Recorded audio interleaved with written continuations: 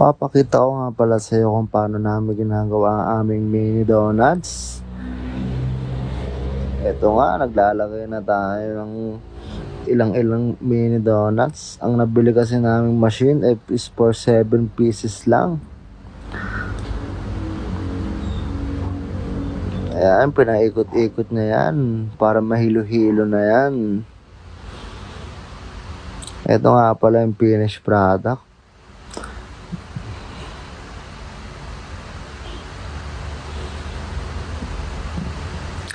Siyempre, pag naluto na yung kabila, iikutin natin yan para parehas yan maluto. Ayan, pag mga ganyang kulay, mga boss, malutong yan at masarap nguyain yan.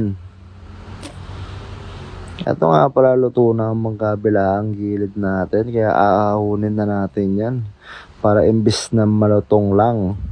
Pag napasobrang titigas at masusunog yan. Siyempre, ididip na natin yan sa chocolate. Dagdag tamis at dagdag sarap. Ayan nga, lahat yan para sa mga gusto umorder at gusto makatikim. 80 pesos lang po ang isa niyan. Isang box syempre is for 10 pieces na po yun.